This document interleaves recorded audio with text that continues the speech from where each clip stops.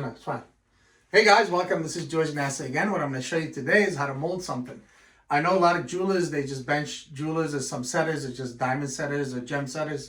You have to be a complete jeweler. You got to be a model maker, you have to be a caster, you have to be a mold maker. So you got to try to do everything in your life, especially if you want to stay in this business, because the business evolves so much. So it's very important that you learn everything. I try to teach my children that it's very important to learn how to cast, how to mold, how to do things.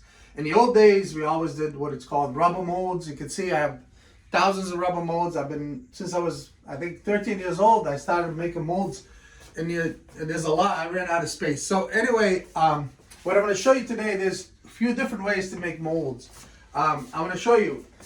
Some frames come, these I had them made. These only hold 5 layers because the expense of the actual rubber was too expensive, $50, $60 a box.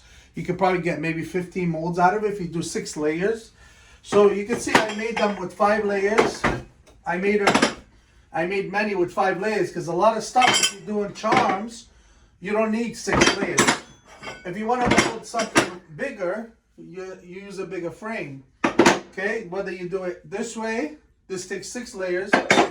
And the most important one that I used a lot, which is the 6 layers. This was a 6-layer mold. Okay, and they come 8-layer mold. So the thicker the piece, the thicker you have to go. And I'm going to show you different ways to do it. So as I said, in the old days, we used to get what's called Castaldo rubbers. And these were, I never get the strips. I used to get the same. They used to come white label, gold label, pink. And I used to get the gray. If you notice, there's different colors on the wall. So these here, I think they're aftermarket. That's all I could find right now. If you notice, I mixed and matched because, as I said, the cost of the pink was a lot more money than the actual gold and the white. So these were aftermarket stuff. So what do you use? I usually use the white for what is called powder separator. So I used to use powder. Some people use this different type, but I always use baby powder. It didn't matter. And it worked great. So, and I'm going to show you different things that I used. But before I go to that, I'm going to show you how the molds were made. So these are cut molds. I used to cut them. Okay. But that's why cutting is a lot more intricate. There's a lot more work to it than, because each ring consists of something. See, this I cut the other day. And you can see how thick this here. Look at all the detail in there. So it's very important. You got to cut it precise. Otherwise, you're not going to get the wax to shoot. And sometimes if the piece is thin, you're not going to be, that's why I'm not showing you the actual cutting process. I'm just going to show you the model making this, the powder separator so you can mold something really fast. And I'm going to do one in front of you today. So this one was really hard to pull out because every time I went to pull it, the wax broke. So what I did, I created with a pin on the inside. So I pulled the inside out. And then that way the wax is here, I can pull the wax. But I never removed this completely. I always keep it in there and this goes back to place like this. So different things. You could show the wall of the charms. How those are all powder separated. You can see the detail on them. It comes out really, really nice. As well as these, I'm going to show you. I've had thousands and thousands. I'm not going to show you everything. Thousands of actual charms. These are all 3D charms. I molded, casted, and I have the molds for. Okay, I have thousands of these. So how do you maintain? This is more Castello. These are old. I've had for years, but I don't like them because you have to cut them. So how do you maintain or keep the accuracy what you're working on? So if you notice here, each one is numbered. So these are clatter rings I did. So I used to number them. I used to go like this. This is like CL1. So I would go for the mold, look for CL1, and I'll know exactly which model it is. That's how we did it. So if you notice, these all were casted in brass. I casted, you can see under here, tons of molds. And tons, every mold had a brass model. I never made them in silver. It was too costly. So usually an ounce of silver is about what, $16, $17. I used to get brass, only $1. So it made more sense to me to cast an actual brass. You can see this is brass grain. It came from United Precious. I highly recommend them. I've been using them for years. Very accurate. They're very, very consistent. Okay. So each one is done differently. So but I'm going to go through some of the process. So this is the casting machine. We're not going to worry about that right now. But this is, you don't have to buy really expensive equipment. This is called the vulcanizer. The vulcanizer, I set it exactly maybe at 350, 325. You mark it, whatever, because these are not very accurate. A lot of times they come with an actual gauge. You could actually gauge the temperature, and it tells you the temperature. You want to be around like maybe 350. If you read the instructions, it tells you where you should be. So I attach a timer to it. So each layer, usually if you read the instructions, they might tell you have to be around 7 to 7.5 minutes. So this goes for a full minute. So I start this, right? I never shut this. I leave it on. So when I want to show you, this shuts off and this comes back on. So you put the timer on. So when I put the timer on, I leave my temperature as is. And this thing, it does change. I said, that's what I'm saying. That's why. It goes for an hour. Huh? An hour. An hour, yeah. But I don't need it for an hour. I need about 45 minutes. Depends on how many layers I put down. Okay, so you need yourself a pair of scissors, nice sharp pair of scissors. Okay, we need the former. You need the model that you're gonna make. This is actually a special order I took yesterday. It's a tag. Okay, so but this made out of stainless steel, I believe.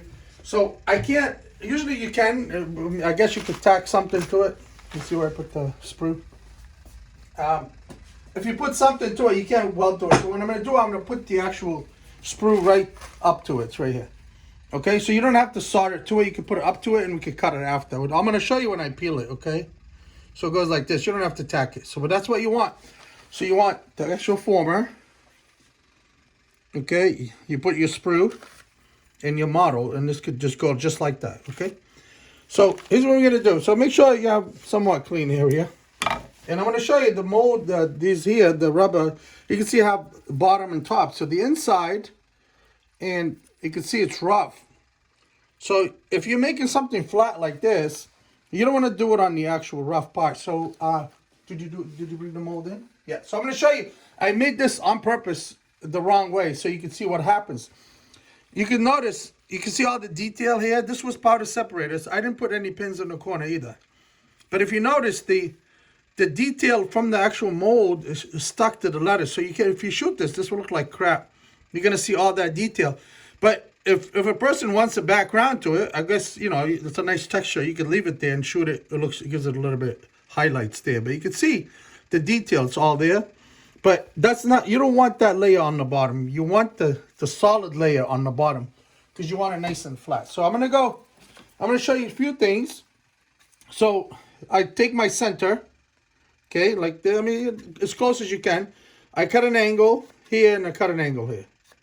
Okay, I mean, that doesn't have to be a really big angle. Could be a small angle, just for the former to sit in. Okay, and they don't have to be exact because it's going to mold around it, okay?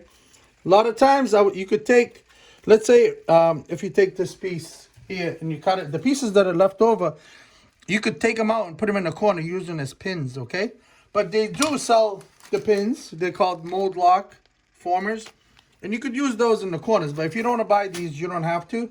Just make sure you peel one side and you stick it in each corner and put one there, and one there.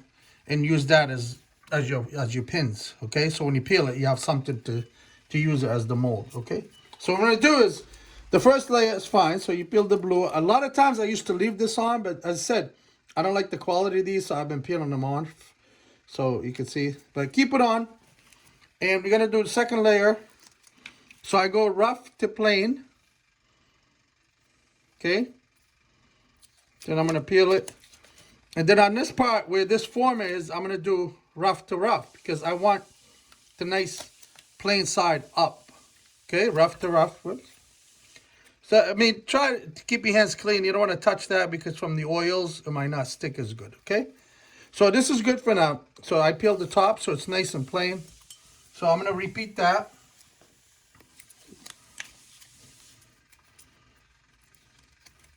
This layer.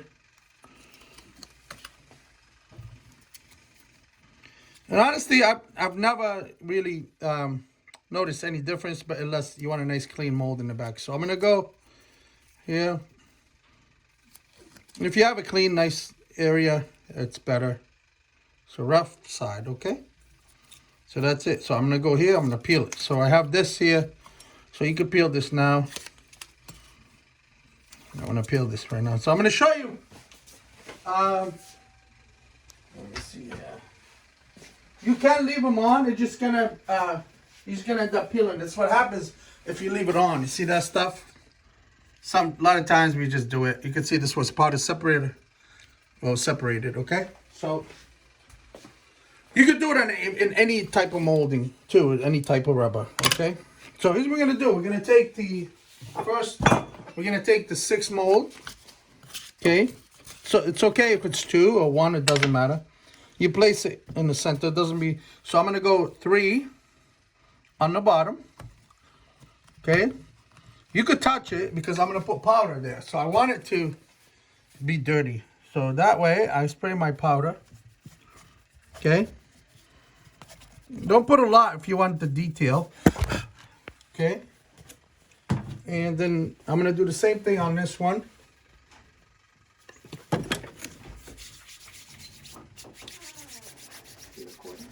Yeah, you could stop.